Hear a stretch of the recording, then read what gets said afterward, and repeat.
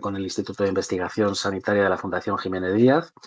Como habéis oído de fondo, este webinar se va a grabar porque bueno, pues hay mucha gente que por temas de horario no puede estar presente y nos pide que podamos disponer de esta sesión formativa en nuestro canal de YouTube. Este seminario es el segundo que realizamos en colaboración con el Instituto de Investigación Sanitaria de la Fundación Jiménez Díaz en el marco de un proyecto de investigación financiado por el Instituto de Salud Carlos III de Madrid, que lo que pretende, y ahí es el motivo de nuestra participación, nuestra primera participación en un proyecto de investigación pura y dura, es intentar acercar y traer cerca del paciente la labor de los investigadores, que los que estabais por ahí escuchándonos mientras hablábamos antes, pues decíamos que están en la rebotica y no se ve muchas veces la labor que hacen y los avances que gracias a su trabajo se consigue en el diagnóstico y en el tratamiento de la enfermedad alérgica. Estamos en la Semana de la Alergia, que todos los años convoca la Organización Mundial de la Alergia, y este año, pues el tema de esta semana es la anafilaxia, una amenaza prevenible.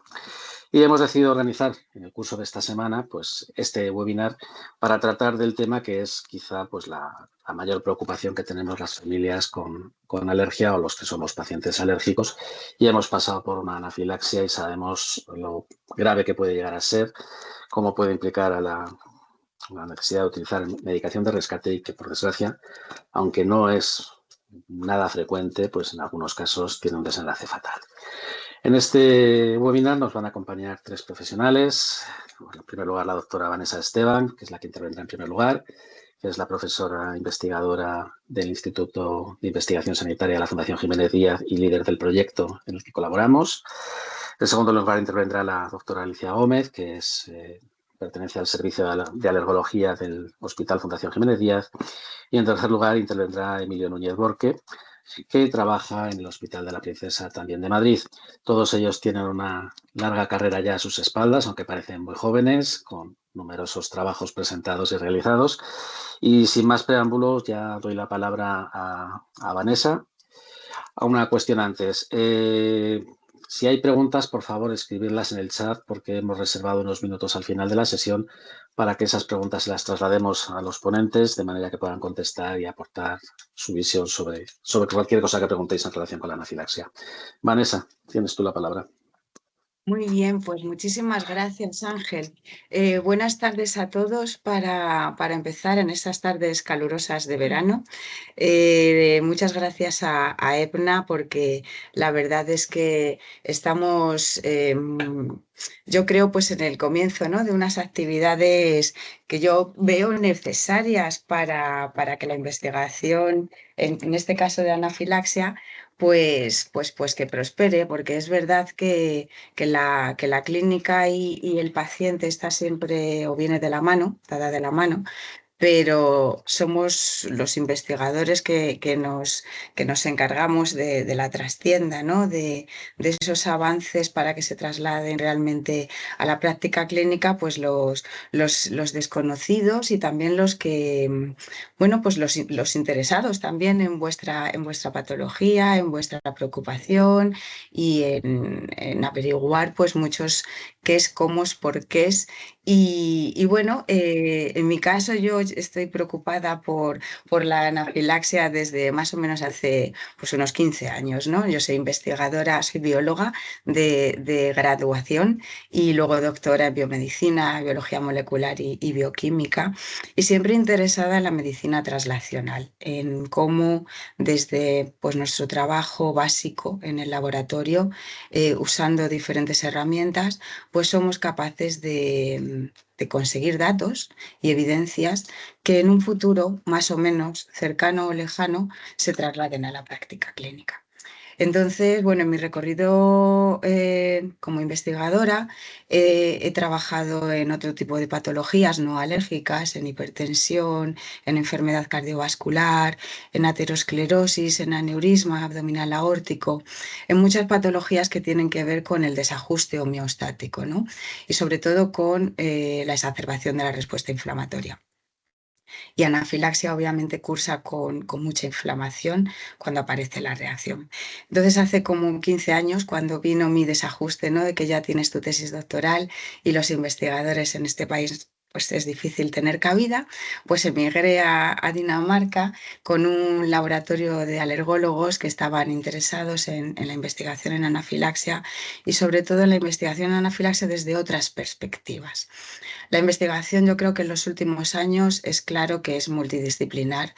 Tenemos que tener en cuenta múltiples perspectivas y múltiples campos de estudio, ¿no? Si siempre miramos por el mismo carril, no encontramos soluciones. Hay que mirarlos todos desde diferentes perspectivas. Entonces, bueno, ahí hace 15 años cuando yo me enfrento a anafilaxia por primera vez en mi vida y a leer bibliografía y a documentarme al respecto de qué sabemos, me di cuenta de que sabíamos bastante poco, la verdad, desde lo que es lo molecular, lo celular, lo de los procesos y por ende, a mí me parecía pues, que necesitábamos poner ahí carne en el asador, actividad, ¿no? Actividad en anafilaxia. A partir de ahí, pues me meto a fondo y bueno, pues ya llevo desarrollando una carrera, como ha dicho Ángel, de 10, 12 años a mis espaldas como investigadora principal de proyectos en investigación que tienen que ver o relacionados con anafilaxia. Entonces, en este último proyecto que tenemos concedido en el que estamos avanzando, pues le hemos dado una vuelta más a la rueda colaborando, por supuesto, con AEBNA, porque los pacientes, como os voy a intentar enseñar, pues obviamente sois clave para nuestras investigaciones. Como indico en esta diapositiva, pues entre el paciente y el médico o el clínico asistencial hay una relación clara. Entre el clínico asistencial y el investigador también hay una relación muy estrecha. Pero es poco habitual que tengamos relación entre el paciente y el investigador. Y esto es un poco lo que también yo quiero transmitir con estos webinars de aproximación y que sea bidireccional, que por favor vosotros, a ver si es posible que nosotros os podamos dar pues información novedosa y ayuda a corto, medio, largo plazo y viceversa. Entonces, bueno, ¿qué hacemos los investigadores o qué buscamos? Los investigadores básicos, porque por supuesto también hay investigación desde la pura clínica, que es también imprescindible, pero los básicos nos preguntamos sobre todo por qué ocurren los procesos, ¿no? Yo en el contexto de la anafilaxia pues me pregunto muchas cosas. El grupo de investigación y nos preguntamos, pues seguro que habéis oído hablar del mastocito, de la IgE, pero no todas las anafilaxias cursan con aumento específico de la IgE al alergeno determinado que ha sido el señalado como perjudicial. O por qué ocurre en algunos pacientes y en otros no. Es decir, intentamos entender las bases moleculares y celulares de la anafilaxia. ¿Con qué propósito? Con el sencillo propósito de en un futuro no muy lejano, a ser posible, pues poder mejorar el diagnóstico, el tratamiento de los pacientes, intentar ese sueño que sería predecir si hay pacientes en alto o en bajo riesgo para sufrir una anafilaxia. Y para hacer esto, desde el laboratorio puro y básico, pues necesitamos herramientas de investigación. Y no me refiero solamente, obviamente, a todas las máquinas y los microscopios y las cabinas de cultivo que tenemos a nuestra disposición en los laboratorios, sino a material de estudio. Para eso, pues nos dotamos de sistemas in vitro, de células, de moléculas, de estímulos que traslacionamos cuando tenemos esas primeras evidencias a modelos experimentales en animal. Probablemente lo más extendido y conocido sea el uso del ratón, por supuesto siempre acorde a unos criterios regulados éticamente, pero a nadie le interesa una anafilaxia en ratón, ¿verdad? De ahí sacamos mucho conocimiento los investigadores para saber realmente procesos, pero tenemos que demostrar en un último paso que esos procesos que vemos en los ratones y que tienen evidencias sólidas y robustas funcionan, son operativas o no en los pacientes, ¿no? Y ahí, pues los pacientes entráis obviamente de lleno. Y en mi caso, en la investigación que desarrollamos, pues desde el principio vi aquella perspectiva y vi que era necesario pues estudiar algo relacionado con los pacientes y que mejor que obviamente vuestras muestras Esto siempre os va a sonar a jolín. Tenemos que daros material, esto es un rollo, me va a doler el pinchazo o patatín o patatán, pero de verdad creerme lo importantísimo que es reconocer esas evidencias que hemos generado en la trastienda del ratón, del laboratorio, la cual nunca conoce, ponerla en valor en vuestro contexto de paciente real, pues es cuando realmente aquello se ensalza, ¿no? Y realmente puede llegar a tener una repercusión en la clínica. Si no llegamos a ese paso, casi que todo nuestro esfuerzo se va a quedar en el cajón.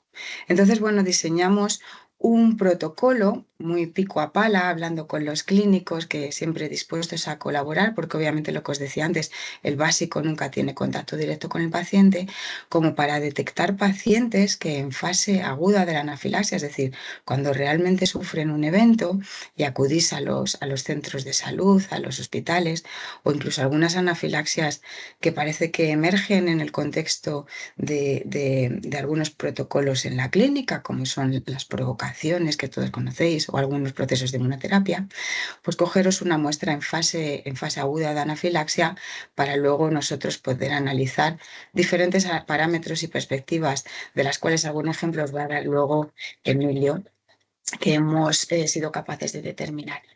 Además, para hacer aquello más bonito, interesante y sobre todo científicamente robusto, pedimos a los clínicos que cogieran otra muestra transcurrida 2, 4 horas de esa fase aguda. Sé que es un rollo estar en urgencias del hospital, yo también la he pasado como paciente con mi hijo muchas tardes, o conmigo misma, no por anafilaxias, pero sí por otros motivos. Pero bueno, el clínico ahí, seguro Alicia os habla más, te tiene que asegurar de que el paciente está estable. Y a nosotros nos sirve molecularmente el ver cómo moléculas de vuestro flujo sanguíneo pues han variado sus cantidades, cómo se han modulado, cómo han llegado a alcanzar otro tipo de valores. Y luego, importantísimo tener una fase basal de vuestra muestra de sangre cuando ya estáis libre de ese episodio, transcurridas 2, 4 semanas. Este procedimiento nos ha dado y ha generado muchísimas evidencias, es verdad, y agradezco a todos los clínicos interesados en nuestra iniciativa que han participado con la detección y reclutamiento de muestras, principalmente en Madrid, pero también en muchos otros sitios de España o localizaciones en España. Las muestras llevan un procedimiento detrás muy costoso, porque realmente cuando el clínico la recoge, la enfermera lo recoge, hay que ya conservarla en determinadas circunstancias, condiciones para que no sea útil, pero también es muy importante que el paciente le explique al clínico y el clínico recoja aquellos rasgos, esas sintomatologías que son muy diferentes, como bien vosotros sabéis, y que eso es un gran problema cuando investigamos en anafilaxia, la heterogeneidad que implican las anafilaxias per se. Entonces, debemos tener un registro de datos para luego extrapolar las evidencias de moleculares y celulares de nuestros experimentos junto para tener en cuenta con los datos. Entonces, bien, en el proyecto actual, este que os hablaba Ángel y que estamos desarrollando con AEPNA, pues bueno, como en todas las investigaciones, siempre hay limitaciones. Una gran limitación al protocolo que os acabo de contar es que empezamos a recoger las muestras y a detectar los pacientes cuando ya estáis teniendo una anafilaxia, ¿no? Entonces, este basal que veis, esa población azul, está recogido después de haber transcurrido la reacción. Entonces, muchos clínicos y científicos alrededor del interés de la anafilaxia nos preguntamos, ¿y qué pasa antes, no? Entonces, uno de los propósitos de este webinar y en las siguientes webinars, seguro que os seguiré contando más, es el intentar reclutaros de una manera personalizada, reclutar al paciente como un ente particular en el cual le podamos dar realmente un seguimiento personalizado de su situación, de sus circunstancias e incorporarlo en las investigaciones desde el laboratorio de investigación, sencillamente con una primera inclusión aunque ya haya sufrido una anafilaxia y haya pasado tiempo y gusta el estudio y nuestro interés después del webinar de hoy, pues os vamos a pedir poneros en contacto con nosotros para darnos una primera muestra que sería la de fase de inclusión, que a lo mejor es exitosa, y exitosa sería que no tuvierais nunca más una anafilaxia y no os tuviera que ver, pero no sería, sería exitosa para la investigación si en el futuro tenéis una reacción y somos capaces también de tener esa muestra e incorporar el protocolo que os acabo de describir. Así tendríamos también esa observación de ese punto cuando estáis a salvo de una anafilaxia y poder avanzar más, sobre todo con un propósito, el propósito de poder predecir o pronosticar de alguna manera o discriminar grados de paciente que estén para vivir mayor o menor riesgo. Entonces, yo no me quiero enrollar mucho más con esto. Esto traerá seguramente más webinar, más conversaciones de manera particular, más información de manera particular, si así la queréis. Aquí solamente os dejo esta diapositiva para que si después del webinar os parece interesante nuestra iniciativa, por favor nos escribéis un breve mail a AEPNA y al laboratorio en el cual sencillamente indiquéis vuestro nombre y número de teléfono y nosotros nos pondremos en contacto con vosotros para daros más detalles al respecto del estudio. Ahora yo creo que le voy a dar la palabra a Alicia porque ya he hablado un montón y que os cuente otras cosas y también Emilio y luego quedo a disposición de vuestras preguntas y comentarios. Así que voy a ponerla. Gracias, Vanessa. Gracias a vosotros. Gracias, Vanessa. Ahora va a hablar, como ya ha dicho Vanessa, Alicia, que vuelvo a decir, trabaja en el servicio de alergología del Hospital Fundación Jiménez Díaz de Madrid. Alicia, tienes la palabra. Bueno, buenas tardes, muchas gracias por invitarme a estar esta tarde con vosotros y yo voy a hablar de la anafilaxia desde una perspectiva clínica. ¿Qué parte de la población, qué porcentaje de la población más o menos tiene esta enfermedad? Bueno, pues esto depende de los países, depende de las series, pero algo menos de un 10% es lo que se estima que tiene una alergia alimentaria. En los niños, los alérgenos más culpables, leche, huevo, pescados, frutas, frutos secos y legumbres. Eso en España, nuestro medio, zona mediterránea. En adultos, sobre todo, nos vamos a encontrar que los más culpables de las anafilaxias, frutas, frutos secos, marisco, pescado. ¿Cómo identificar una anafilaxia? Bueno, pues es una reacción alérgica con un inicio rápido. Habitualmente, media hora, una hora después de haber consumido el alimento culpable, empezamos a notar los síntomas. Es una reacción generalizada, afecta a todo el cuerpo. No es solo picor de boca, no son solo 3 ronchitas alrededor de la boca y es potencialmente grave. No solo por los marcadores objetivos que podemos ver si disminuye el oxígeno en sangre, disminuye la tensión arterial, sino el paciente tiene sensación de gravedad, que eso lo preguntamos mucho. El paciente se siente que estaba malo. Bueno, para definir, clasificar, pero exactamente qué es la anafilaxia, cómo puedo reconocer que estoy teniendo una anafilaxia. Bueno, pues está aceptada la definición de la afectación de 2 órganos. Habitualmente en las reacciones por una alergia alimentaria, en casi todas, en más del 80%, está afectada la piel, o con picor de boca, picor en la piel, ronchas, inflamación de labios, párpados.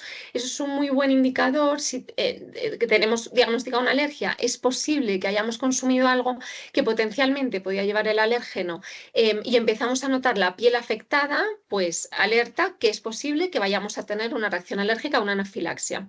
Y además, para que cumpla criterios de anafilaxia, pues tendríamos que tener otro órgano afectado, por ejemplo, el picor, las ronchas, y además empezamos a toser o dificultad respiratoria o sensación o cambios en la voz. De repente, afónico, voz gangosa, pues estaría afectado el respiratorio, además de la piel. 2 órganos afectados, reacción alérgica grave, anafilaxia. O si tenemos la piel y además el digestivo, con un dolor abdominal muy fuerte o con vómitos o con diarrea. Por supuesto, está afectado el cardiovascular con hipotensión, que lo notaríamos como mareos, sensación de visión borrosa, pérdida de consciencia. Esto es como lo más grave que podría dar una reacción alérgica. Bueno, ya sabemos más o menos lo que es una anafilaxia y ahora, ¿qué hacemos? ¿Cómo nos enfrentamos si es que la tenemos que presenciar con nosotros mismos o con un familiar? Bueno, lo primero, calma. Yo sé que esto es muy fácil decirlo y muy complicado hacerlo, pero afortunadamente la anafilaxia, la alergia, es de las pocas enfermedades que el mismo tratamiento que vamos a poner en el hospital si presenciáramos la anafilaxia, el mismo es el que tenéis en casa y el que está contenido en el autoinyector. Entonces, dentro de que es una reacción, es algo potencialmente grave, si tenemos un buen manejo, nos formamos con estos webinars, preguntando bien en consulta cómo hacerlo con un simulador, etcétera, iremos muy bien preparados, desde luego mucho mejor que lo que fuimos en la primera reacción que tuvimos, que ni siquiera estábamos diagnosticados y ni siquiera sabíamos lo que nos estaba pasando. Esto, ¿qué tratamiento ponemos? Va a depender de qué síntomas estamos teniendo. Hay que diferenciar. Lo más importante si es una reacción alérgica leve o grave. Una reacción alérgica leve afecta exclusivamente la piel. Si solo tenemos picor en la boca, picor en la piel, ronchas o un poco de inflamación de labios, eso es una reacción alérgica leve. Únicamente tendríamos que tomar el antihistamínico, el que tengamos pautado, cetiricina, bilastina, el que sea. ¿Qué pasa si no es solo la piel afectada, sino que además, como hemos visto, tenemos otro órgano, otro órgano afectado? Pues nos tenemos que poner la adrenalina. Este tratamiento no es algo secuencial de siempre primero antihistamínico y luego adrenalina, no, depende de lo que nos esté pasando. Si de forma brusca tenemos ronchas y dificultad respiratoria, tenemos que poner la adrenalina en primer lugar. La adrenalina se administra de forma intramuscular. Esto siempre nos sentamos, nos tumbamos, pero no se pone de pie ni caminando. Entonces el paciente tiene que estar sentado porque además va a estar malo. Se pone en el muslo, en la parte de arriba, un poquito lateral, donde está la estrella marcada. El cuádriceps es un músculo muy grande y no nos podemos equivocar. Seguro que si más o menos en ese área lo ponemos, lo vamos a poner bien.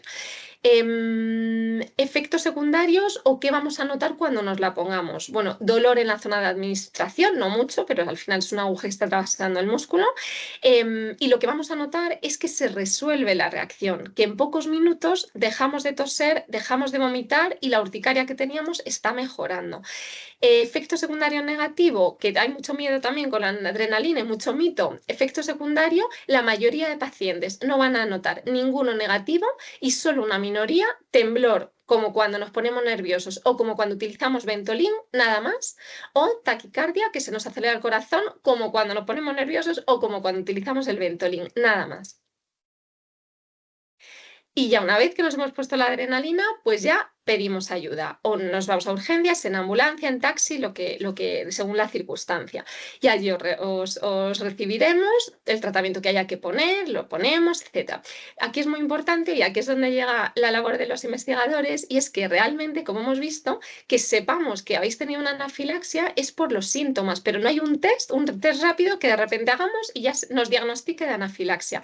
Hay un marcador que se llama triptasa, que también se analiza o sea, que lo tenemos con un análisis de sangre, pero gracias al equipo de la doctora Vanessa Esteban y a todos los equipos que colaboran con nosotros, además de solo un valor, pueden analizar muchísimas más moléculas que nos va a ayudar en el diagnóstico y potencialmente también para optimizar el tratamiento. Y bueno, herramientas, recursos que nos pueden ayudar a simular la situación de anafilaxia, a ir más preparados si es que nos toca volver a vivirla. De lo que explicamos en consulta cuando sucede la anafilaxia dentro de 3 años, pues obviamente no nos vamos a acordar.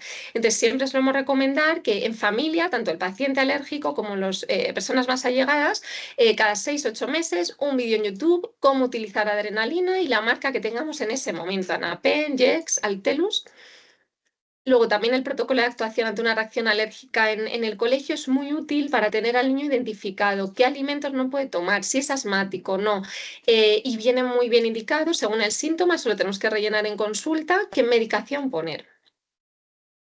Y nada, por último, pues seguir sobre todo lo que más individualizado está y lo que más contiene información para nosotros es, o sea, como paciente, lo que ponga en el informe, lo que nos hayan contado en consulta. Si nos han indicado tratamiento para otras enfermedades, como por ejemplo el asma, que normalmente va asociado a este tipo de enfermedades, cumplir bien el tratamiento. Nada tiene que ver una anafilaxia con afectación respiratoria en un paciente asmático que no cumple el tratamiento y que tiene sus pulmones inflamados ya de base, que una anafilaxia con afectación respiratoria en un paciente que tiene los pulmones igual de sanos que si no tuviera asma, gracias al tratamiento. Luego, tener, bueno, ya sabéis perfectamente la dieta de evitación, lo que hay, el manejo de qué comer, que no vamos, mucho mejor que nosotros, pero tener un poquito más de precaución si justo nos encontramos en un sitio con un mal acceso hospitalario. Si estamos en nuestra zona de confort, en nuestro restaurante de confianza, lo vamos a saber manejar perfectamente. Pero si estamos en el campo o en un pueblo que el hospital más cercano está a 3 horas, más precaución y más restricción.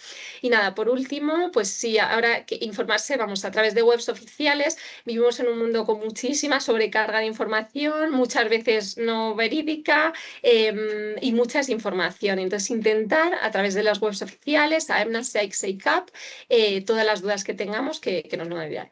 Y nada, pues muchísimas gracias y doy paso a Emilio. Muchas gracias, Alicia. Pues ya finalmente, para terminar con las 3 presentaciones, va a tomar la palabra Emilio Núñez Borque, del Hospital de la Princesa de Madrid. Emilio, cuando quieras.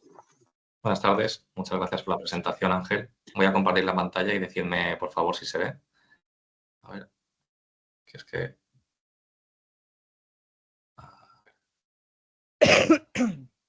No lo consigo. Ahora. ¿Se ve? Sí. Sí, Emi. ¿Sí? Ponlo en grande.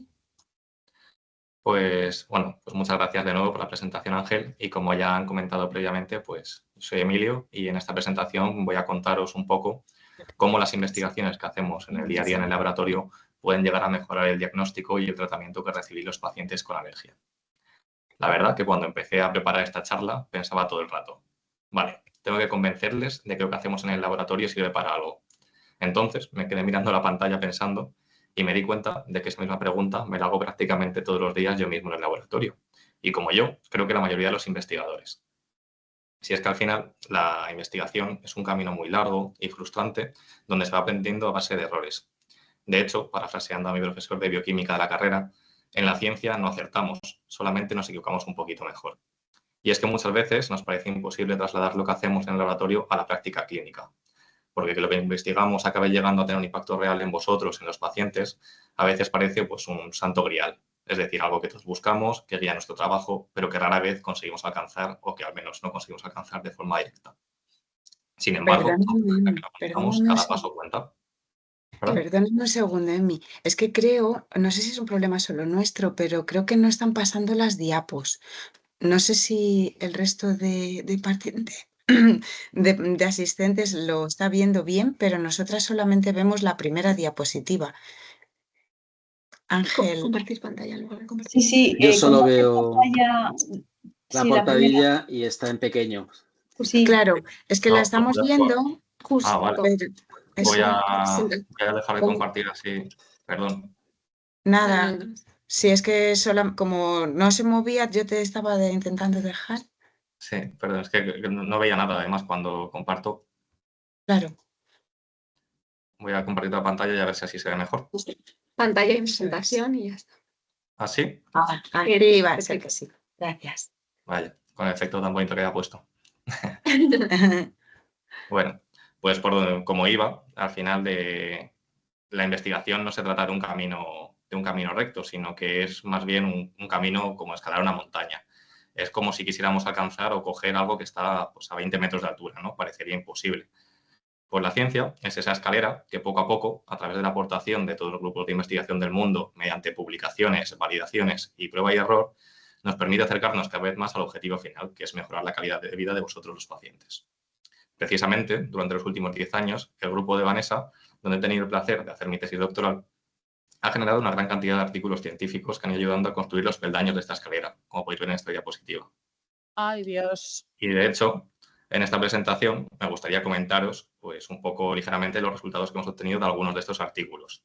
Desde estudios básicos en los primeros peldaños, que nos han ayudado a entender mejor los mecanismos de la enfermedad, hasta trabajos más translacionales en los últimos escalones que se han centrado en una posible aplicación clínica. En primer lugar, me gustaría comenzar con este artículo que publicamos en Allergy en 2023, la revista más prestigiosa del mundo en la categoría de alergia. Concretamente, en este estudio, investigamos cómo mejorar el uso del principal biomarcador diagnóstico de anafilaxia, la triptasa sérica, es decir, la molécula que se utiliza para confirmar cuando un paciente ha tenido una reacción anafiláctica. La triptasa se encuentra dentro de las células principales que causan la alergia, los mastocitos. Estas células están tranquilas en nuestro cuerpo, pero cuando entra un alérgeno, como puede ser, por ejemplo, el cacahuete, en el caso de los pacientes alérgicos al cacahuete, es reconocido por las células, activándolas y provocando que liberen diferentes moléculas, como si estornudaran. A su vez, estas moléculas son las que dan lugar a los síntomas de la alergia que os ha comentado perfectamente Alicia antes. Precisamente, entre este grupo de moléculas está la triptasa. Por lo tanto, cuanto más se activen nuestras células, más moléculas liberan, más grave debería ser la reacción y más niveles de triptasa debería haber, ¿no? Pues, por desgracia, no. No podía ser tan bonito. De hecho, en la mayoría de los pacientes, los niveles de triptasa no se elevan por encima del umbral que actualmente se considera positivo, que es una concentración mayor de 11,4 microgramos litro.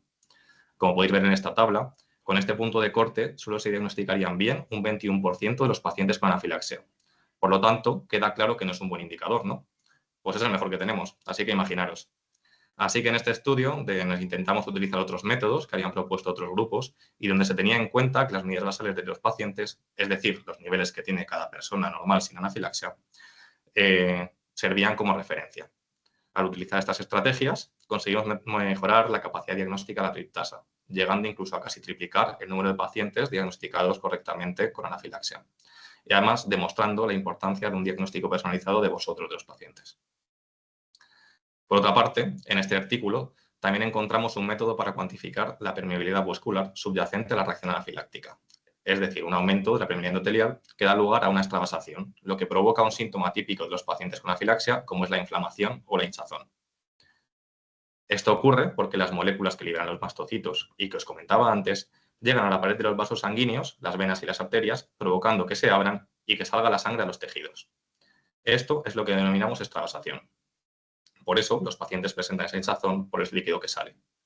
Además, junto al líquido también salen proteínas. Lo que pasa es que la pared del vaso se abre durante milisegundos y luego se cierra inmediatamente. Entonces, el líquido puede volver al vaso por difusión y las proteínas permanecen en el tejido, reduciéndose sus niveles en sangre. Por lo tanto, nos planteamos que medir cuántas proteínas había en sangre, podríamos saber cuánto habían salido y cuánta extravasación había habido. Entonces, si hay menos niveles de proteína, más habrá salido al tejido. Y eso es lo que se demuestra en esta gráfica, donde se puede ver que a medida que las reacciones eran más graves, se observaba un descenso mayor de los niveles de proteínas. Y podéis pensar, vale, pues esto, ¿qué más da? Pues al final, saber cuánto se extravasa permite también aplicar terapias complementarias que mejorarían la recuperación de los pacientes con anafilaxia. Por otra parte, en cuanto a los estudios básicos, me gustaría comentaros muy por encima estos dos artículos, ya que son muy interesantes, o bueno, al menos a mí me lo parecen, donde lo que hemos visto es que hay unos datos preliminares que sugieren que podría haber una relación entre las enfermedades alérgicas y el desarrollo de patologías cardiovasculares.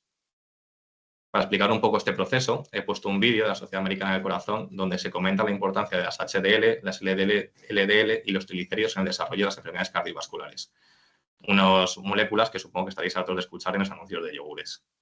Voy a ir poniéndolo y lo voy parando, comentaros un poco para que lo veamos juntos. ¿Se escucha? Sí. Gracias.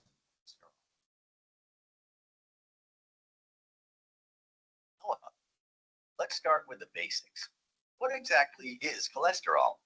Well, it's a waxy, fat-like substance that's made in your liver and travels throughout your bloodstream. It's a key ingredient that your body needs to make new cells, but too much cholesterol. Al final, el colesterol es una molécula que todos estamos acostumbrados a escuchar hablar de ella, de saber un poco lo que hace, y es una molécula que, aunque siempre le damos un componente patológico o negativo, es muy importante en el organismo, ya que regula un montón de funciones. Y este colesterol está circulando en nuestra sangre y se ha asociado con el desarrollo de enfermedades como el infarto o el ictus cuando aumentan sus niveles.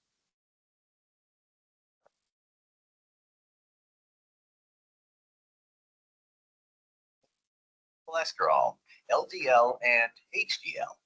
LDL, or low-density lipoprotein, is sometimes called bad cholesterol because it can build up inside your arteries, which causes them to narrow, which can lead to heart disease or stroke.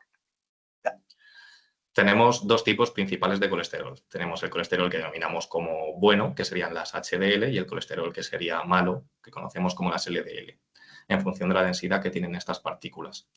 Estas lo que hacen, en el caso de las LDL, que serían las negativas, pueden llegar a entrar en la capa de nuestras arterias, provocando una respuesta inflamatoria que lo que va a hacer es que se forme una placa que va a cerrar este vaso, dificultando su paso, creando una obstrucción o incluso rompiendo esta placa y dando lugar a los trombos que dan lugar a las patologías cardiovasculares en muchos casos.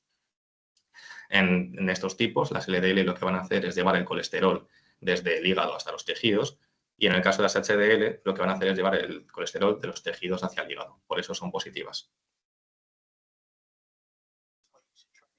LDL low. Think of it this way. The L in LDL is for lower or lousy.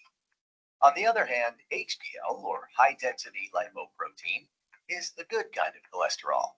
It carries LDL, the bad stuff, away from your arteries and back to your liver, where it's broken down and processed by your body. That's why you want your HDL to be higher. In this case, the H in HDL is for higher or healthy. There's actually a third component known as triglycerides, which plays a role in your cholesterol health. Triglycerides are the most common type of fat in your body. Por último, el último agente o mediador que podemos encontrar en estas enfermedades también son los triglicéridos, los cuales su aumento predispone a un ambiente inflamatorio que también va a favorecer toda esta placa, la formación de la placa de ateroma que comentábamos con las LDL y HDL. Por lo tanto, cuando tengamos un perfil en el cual aumenta la HDL, baja la LDL y bajan los triglicéridos, sería positivo, y en cambio, cuando aumentan triglicéridos, aumentan las LDLs y bajan las HDL, tendríamos más riesgo de enfermedades cardiovasculares. Perdón. ¿Y qué encontramos en las enfermedades alérgicas, en concreto en nuestros estudios en los pacientes con anafilaxia? Pues en primer lugar, cuando medimos los niveles de HDL y de LDL, vimos que los niveles de ambas disminuían durante la reacción anafiláctica. En cambio, cuando veíamos los niveles de triglicéridos, describimos que los pacientes que habían tenido una reacción anafiláctica presentaban niveles mayores en suero unas semanas después. Por lo tanto, parece que podría haber una relación entre las enfermedades alérgicas y las patologías cardiovasculares. Sin embargo, como ya he dicho, estos resultados son todavía preliminares y tenemos que validarlos. Para finalizar, me gustaría daros unos pequeños mensajes para que os llevéis a casa y que son tres conceptos fundamentales. El primero es que la investigación tarda mucho en llegar al paciente, pero que vale la pena. El segundo, que la salud del futuro depende de la ciencia de hoy. Por lo tanto, sin inversión ni gente que trabaje en ella, no se puede avanzar en la cura de ninguna enfermedad. Y el tercero y último, que sin pacientes que participen y proporcionen sus muestras, no hay investigación posible. Por lo que sois importantísimos en que podamos llevar a cabo todos estos estudios. Muchísimas gracias por vuestra atención y espero haberos convencido un poquito de lo importante que es investigar. Muchas gracias. Muchas gracias, Emilio. Bueno, pues ya nos habéis dado una panorámica de la anafilaxia y lo que hay detrás de la reacción anafiláctica. Y bueno, pues yo creo que de alguna manera estamos ya en condiciones de empezar a abrir el turno de preguntas entre los asistentes. Para ser 2 de julio y la hora que es y con la que está cayendo en las calles, tenemos a 27 personas ahora mismo en el webinar, que creo que es una cifra bastante respetable. Y bueno, pues lo único sería aclarar aquellas cuestiones o dudas que hay. Por favor, escribid la pregunta en el chat y os las trasladamos desde allí. Mientras la gente se decide, que siempre parece que cuesta un poco. Este mes de junio se ha publicado en una revista de alergia un artículo en el que, bueno, pues se debate la posibilidad de cambiar un poco el patrón de comportamiento cuando tienes una anafilaxia. Lo que viene a decir es que cuando tienes una anafilaxia que no es muy intensa, que no tiene un gran impacto, si te has administrado rápidamente la adrenalina, pues realmente no deberías acudir al centro de urgencias de tu hospital o a tu centro de salud. Pero yo ahí quería preguntar vuestra opinión, porque esto, bueno, nace en los Estados Unidos, es una corriente de opinión que se está empezando. Evidentemente, por ahora, las directrices y las guías que hay sobre anafilaxia recomiendan siempre que una vez administrada la adrenalina te desplaces hasta el centro sanitario para estar en observación y recibir el tratamiento que corresponda, sobre todo si tienes una reacción bifásica, es decir, que después de la adrenalina ha pasado un tiempo y estás con con observación y, bueno, pues vuelves a tener los mismos síntomas, te permite que al estar en el centro sanitario pues se resuelva la situación de la mejor manera. ¿Cómo veis vosotros esta nueva corriente de pensamiento que establece, bueno, que dice que en esos casos que no hay una afectación grave y se ha administrado la adrenalina de forma temprana, pues te puedes quedar tranquilamente en casa, en observación propia, hasta que, bueno, pues pienses que ya efectivamente no hay riesgo y que la anafilaxia se ha resuelto con tu tratamiento? No sé quién puede opinar de eso. Quizá Alicia, por ser la clínica. Yo encantada y luego escuchamos también la opinión de ellos. Bueno, eso lo primero, siempre estas nuevas ideas son bienvenidas porque esto es sobre todo, será por la necesidad de lo que comenta el paciente, que muchas veces tenemos que escuchar más lo que comenta el paciente que lo que nos encerramos nosotros. O sea, esto viene sobre todo porque muchos pacientes tienen miedo a ponerse la adrenalina o al final no se lo ponen porque saben que lo ponen en informe, les hemos explicado que si se pone la adrenalina después hay que ir a urgencias. Sí, esto como recomendación general es así. Entonces, luego también lo que dice este estudio, efectivamente, es que hay veces que no es coste efectivo tanta observación en urgencias, tener ya el paciente 50 horas en urgencias después de la anafilaxia, etcétera. Y cada vez las vías van siendo más flexibles en ese sentido.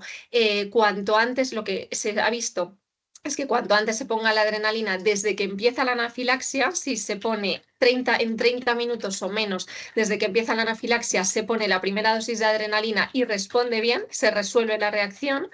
Después no va a pasar nada más. Hay muy excepcionalmente reacciones bifásicas, que eso es que tú te pones la adrenalina, se te resuelve, pero horas después vuelve a aparecer la reacción alérgica. Ese riesgo es mínimo y sobre todo si te has puesto la adrenalina en los primeros minutos desde que empieza es también mucho más bajo ese riesgo. De hecho, nosotros en las provocaciones, cuando tienen la anafilaxia, como en cuanto cumplen criterios al minuto ya está puesta la adrenalina, nosotros en nuestro servicio no les dejamos 8 horas de observación, cosa que si vienen a urgencias, como según pone en toda la guía, está extendido, pues sí que hay que quedarse 8, 12 horas, etcétera. Entonces, bueno, yo creo que esto como una recomendación general, ahora mismo no se puede decir que no haya que ir a urgencias, lo ideal es ponerse el tratamiento, que se resuelva la reacción e ir tranquilamente, sin correr, lo decimos muchas veces, no hay que tener un accidente para ir al hospital corriendo para contar que hemos tenido una adrenalina, no, cuando se pueda, que hemos tenido una anafilaxia, cuando se pueda, ir tranquilamente a urgencias a contar lo que ha pasado. Que se ha resuelto del todo, ha sido relativamente leve y se ha resuelto en menos de 5 minutos de la primera dosis de adrenalina, estamos con nuestra familia aquí en el centro de Madrid con todo tipo de acceso hospitalario. Bueno, pues no le vamos a regañar por no haber venido a urgencias, pero creo que esto hay que individualizarlo. Como recomendación general, de momento urgencias. Gracias, Alicia. Tenemos otra pregunta que te leo textualmente. Tengo entendido que existe un medicamento llamado omalizumab que, en teoría, evita que se produzca una reacción anafiláctica. ¿Hay líneas de investigación en este sentido? ¿A qué pacientes alérgicos se puede prescribir este medicamento? Creo que también es para ti, Alicia. Bueno, ahora mismo el omalizumab está aprobado en indicación únicamente para asma y para urticaria crónica espontánea, no para alergia alimentaria, pero es cierto que en algunos pacientes, sobre todo que tienen reacciones graves por consumo inadvertido de pues, niños con alergia a leche, que por consumo inadvertido están teniendo anafilaxias graves muy frecuente. Bueno, pues se habla con el servicio de farmacia hospitalaria de cada centro y se consensúa si cumple criterios o no. O sea, ahora mismo no está aprobado para alergia alimentaria y tampoco nos asegura, o sea, no es un fármaco que nos asegure que a todo lo que somos alérgicos lo vamos a recibir sin ningún tipo de reacción. Lo que sí es cierto es que puede disminuir la gravedad de las reacciones, pero ahora mismo no está aprobado. Sobre todo las que sean IgE mediadas, ¿verdad? Porque realmente el omalizumab lo que hace es bloquear esa moleculita de IgE que se une a los receptores de los mastocitos y que liberan la triptasa y que es el mecanismo que realmente conocemos como efector de alergia y de anafilaxias, y así lo llevamos interpretando durante muchos años y décadas y siempre. ¿Qué ocurre? Que hoy sabemos que hay otros mecanismos. Hablamos a veces de mecanismos, los investigadores, y significa pues que pasan otras cosas diferentes, que las moléculas malas, buenas, que se mueven en nuestro cuerpo pueden ser otras, que no sea todo IgE, de tal manera que una buena parte de nuestras investigaciones, y yo creo que de la comunidad científica en general, es distinguir realmente qué mecanismo está produciendo en cada paciente una anafilaxia, es decir, estratificar endotipos, es decir, qué cosas nos pasan acorde a qué tipo de paciente le pasa a partir de diferentes herramientas moleculares para bien tener ese paciente al cual se le puede dar quizás omalizumab o no, porque hay muchas anafilaxias las cuales no se median por esa IgE. Entonces, en ese caso, el omalizumab pues pasaría inadvertido, bajo mi perspectiva.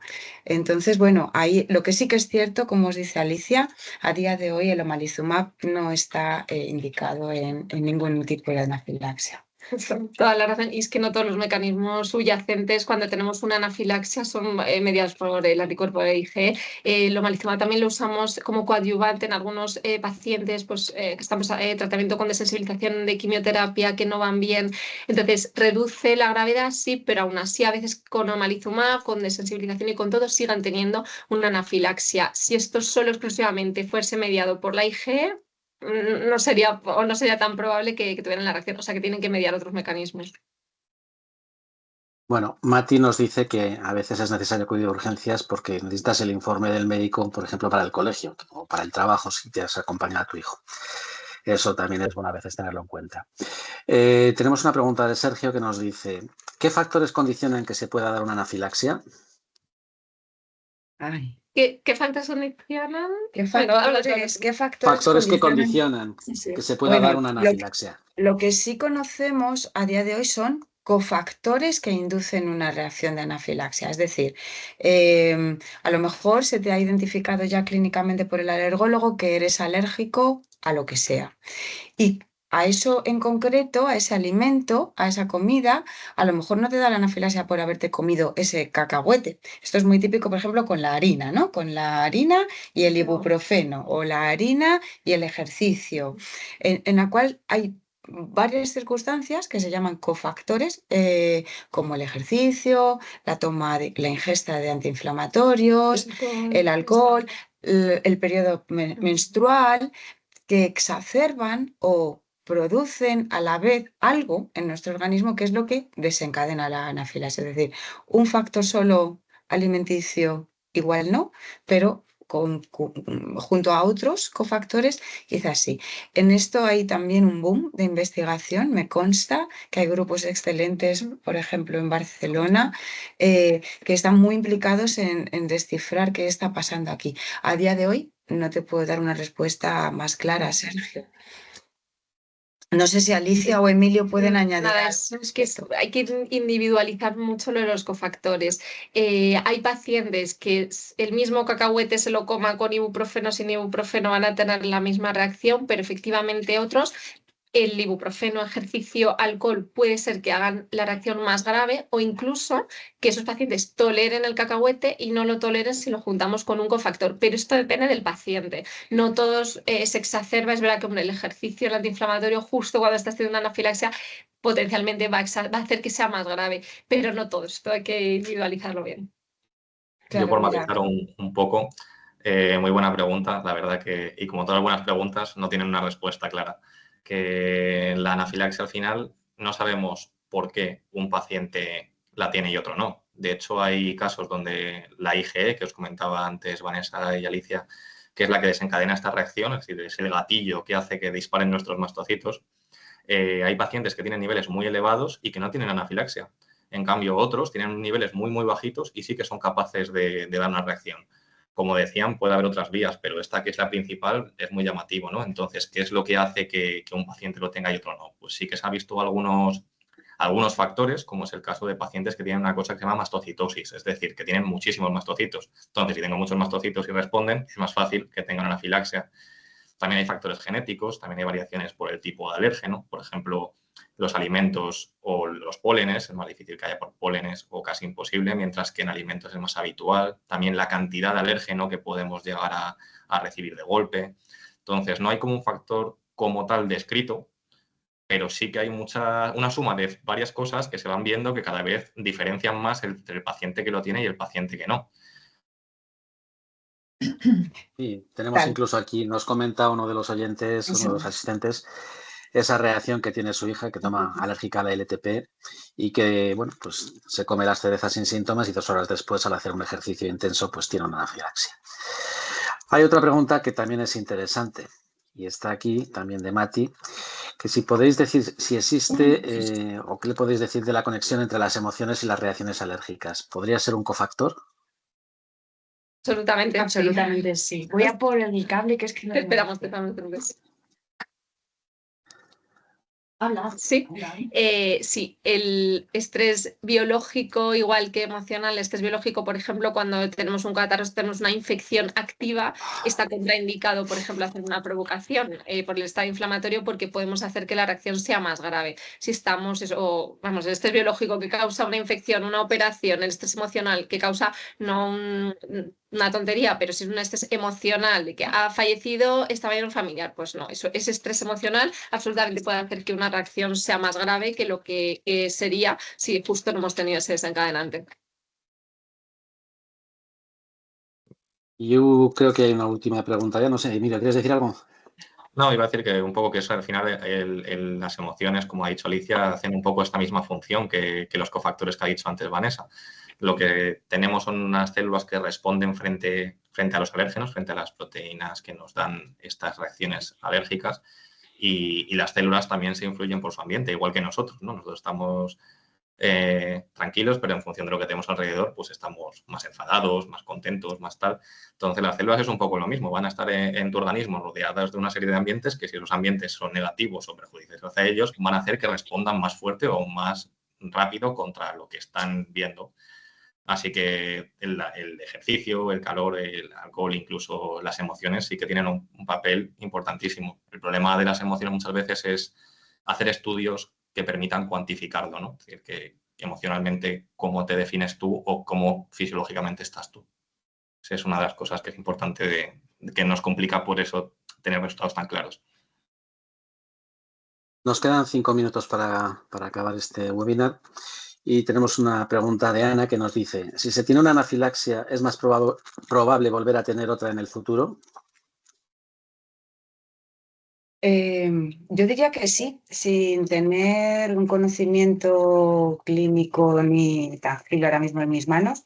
Yo creo que sí, que está un poco, pues, como definido ese riesgo del paciente que ya ha vivido una anafilaxia a que viva o experiencie otra, ¿verdad? Si ha tenido una anafilaxia, ha sido por algo, por algún alérgeno al que se ha hecho alérgico. Entonces, en cuanto tenga contacto otra vez con lo mismo, sí. Y luego, es impredecible, no podemos predecir cómo van a ser las futuras reacciones si nos volvemos a estar en contacto o los a ingerir el mismo alimento, medicamento, veneno de avispa, lo que sea. Pero lo que se ha visto es que las futuras reacciones se van a parecer a las que hemos tenido previamente. Si nuestras anafilaxias siempre han sido con afectación de piel y vómitos, lo más probable que pueda suceder en el futuro va a ser eso mismo. Si nunca hemos tenido una reacción con afectación respiratoria, puede ser, pero será más raro que lo normal es que ocurra con vómito y urticaria. Y al final también es muy difícil valorarlo, ¿no? Porque tú, cuando tienes una anafilaxia, por ejemplo, por cacahuete, la gente normalmente lo que intenta es no volver a comer cacahuete. Entonces, saber si es más o menos probable, deberíamos, pues, tener a alguien que siguiera tomando cacahuete y ver si le sigue dando o no. Que no suele pasar, por suerte. Claro, es mente de Mistral. Sí, eso es mente de impedimento, de limitación del estudio, que tenemos muchos, obviamente, ante la calidad ética que hay que tener de salvaguardar al paciente de la reacción. Esta última que nos... Los venenos diminutos son más susceptibles de anafilaxia que otros alérgenos. Yo no diría que sean más o menos susceptibles. Lo que sí que creo, y creo Ali estará de acuerdo, es que los venenos de himenópteros o las anafilaxias causadas por veneno de himenóptero sí que son claramente IgE mediadas. Entonces, ahí sí que tenemos un contexto bastante claro del paciente, cómo es, ¿no? Y cómo se ha desarrollado la reacción, ¿verdad? Totalmente. De hecho, hay procedimientos de inmunoterapia a venenos de himenóptero que realmente están siendo súper efectivos si se define bien el paciente con anafilaxia a veneno de himenópteros hay herramientas útiles, ¿verdad? Y además muy efectivas. Sí, sí. A ver, el problema de la alergia y las anafilaxias con los venenos de avispas y abejas, el problema es que son reacciones muy graves. Lo que sucede no es que, o sea, cuando hemos recibido, normalmente nos hemos tenido que exponer varias veces al veneno de avispa o abeja. Esto es bueno, más frecuente en apicultores, en gente que está muy expuesta de campo, etcétera, que le han picado muchas veces en la vida y de repente un día el cuerpo se equivoca, se hace alérgico y tienen una reacción. El problema con estos son reacciones muy graves que implican disminución de la tensión, síncope, broncoespasmo grave, lo que hemos dicho como generalidad de anafilaxia, afectación de 2 órganos, eso es cierto en general, pero una afectación de un solo órgano de gravedad, como por ejemplo hipotensión aislada después de una picadura de avispa, eso es una anafilaxia. Un broncoespasmo grave después de un veneno es anafilaxia. Y justo la inmunoterapia es que salva la vida del paciente. O sea, nosotros con la inmunoterapia de pólenes, hongos, lo que sea, bueno, pues se da la opción, lo que mejore su calidad de vida, se da la opción y ya está. Pero cuando detectamos que un paciente es alérgico con una reacción generalizada, con una anafilaxia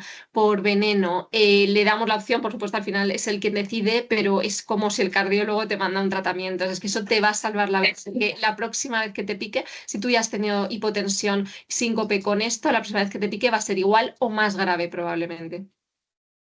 Además, los venenos lo que hacen es que predisponen un poco todo ese ambiente que comentábamos antes. Igual que decíamos del ejercicio, los cofactores que pueda haber, el veneno al final es un veneno. Está entrando en tu cuerpo y está generando una respuesta porque es algo negativo frente a ti. Entonces, tu cuerpo, que es listo, dice, esto no lo quiero yo tener en mi organismo. Entonces, prepara una respuesta para enfrentarse frente a ello. Y es por eso que también dan estas reacciones tan fuertes como decía Alicia. Tenemos que pensarlo siempre en un sistema global, que no es como un alimento que debería estar entrando de forma recurrente, sino que es una cosa que no tiene que entrar. Y en cambio lo vas a reconocer y vas a responder frente a ello. Por eso también tienes esas reacciones tan fuertes y tienes una ligera predisposición a más anafilaxia si tenemos en cuenta cuánta gente le pican a himenópteros y cuánta gente consume, por ejemplo, leche o cacahuete, ¿no? Es decir, será un poquito más frecuente, más probable que tengas una anafilaxia, pero también es lógico, por lo que decimos, porque todo eso te va a generar un ambiente que tu cuerpo tiene que responder frente a ello. De hecho, sería negativo que no seríamos capaces de generar esa respuesta. Gracias, Sí. Emilio. Bueno, yo para acabar, Vanessa, creo que sería importante que volvieras a poner los datos de contacto. Han preguntado un par de veces en el chat que si no habían tenido nunca una anafilaxia podían participar en el estudio. Aclara esas cuestiones y sobre todo pon los datos para contactar con nosotros para que puedan Sí, cuestionar. lo he pegado en el chat, pero voy a volver a poner la diapositiva. No sé si la veis. Sí, se La ve, se ve. diapo, perfecto, está sin hacer grande, pero... y las preguntas, a ver, recuerdo a una participante que ha preguntado que nunca había experienciado una anafilaxia, pero si podría incluirse en el estudio. Sin duda, claro que sí, porque realmente la perspectiva en este proyecto es que realmente tengamos pacientes interesados de verdad en ayudarnos a hacerle un seguimiento, ¿no? Y que si tiene diferentes anafilaxias, seamos capaces de compaginarnos de alguna manera como para que hagamos un seguimiento de ese paciente de manera pues más personal. Si no le corresponde en nuestro hospital, tenemos otros hospitales colaboradores con los cuales podemos dialogar, establecer los protocolos, es decir, va a ser casi completamente personalizado, ¿no? Con los pacientes interesados. Entonces, aunque no haya sufrido yo he puesto ahí, ¿has vivido alguna situación de anafilaxia? Hombre, igual eres un alérgico a alimentos y te apetece participar y te interesa, pues serías un perfecto paciente para incluir en el estudio y tendríamos un basal sin haber sufrido ninguna anafilaxia y ojalá y no lo vivas en el futuro, pero si lo vivieses, pues tendríamos un seguimiento que nos sería de mucho valor para nuestros estudios, para confirmar pues todas estas hipótesis, ¿no? que tenemos entre manos, que hoy os hemos contado pocas, pero ya tendréis más de nosotros en próximas entregas, casi seguro. Muy bien, pues nada, en primer lugar, ya para acabar, daros las gracias a los tres ponentes, a Vanessa, a Alicia y a Emilio, por estar ahí, por explicarnos estas cuestiones de la anafilaxia, por estar investigando, porque lo decíamos antes, lo ha dicho muy bien Emilio, la medicina del futuro es la investigación de hoy y, por tanto, todo lo que podamos hacer para echar una mano a los investigadores básicos y además investigadores con un prestigio reconocido. De hecho, a Vanessa me la suelo encontrar en todos los congresos habidos y por haber, por el mundo mundial impartiendo conocimiento a alergólogos e investigadores. Con Emilio no he coincidido nunca o no te he identificado, Emilio, discúlpame, y con Alicia tampoco, no os conocía, pero creo que lo importante es que en España se está investigando mucho, se está investigando bien. Yo creo que los alergólogos españoles y los investigadores en alergia españoles están en la cabeza del mundo en estos temas y son referentes y reconocidos en todas partes, y por tanto yo creo que es muy interesante que sean capaces de trasladarnos este conocimiento y esta perspectiva, porque bueno, al final lo que nos da es una esperanza de que en el camino podamos tener herramientas que nos permitan gestionar mejor nuestras alergias, y que eso, pues lo que en definitiva va a permitir seguramente en el futuro prevenirlas, y si no vamos a poder prevenirlas, por lo menos tener una mejor calidad de vida. Y a los que habéis asistido como público, pues muchísimas gracias. De verdad que tiene mucho mérito en un 2 de julio y a las 4:30 de la tarde estar ahí. 2 recomendaciones. Una, si conocéis gente en vuestro entorno que sea alérgica, pues hablarle de esta sesión y que la vean en el canal de YouTube de Edna, que se ha grabado.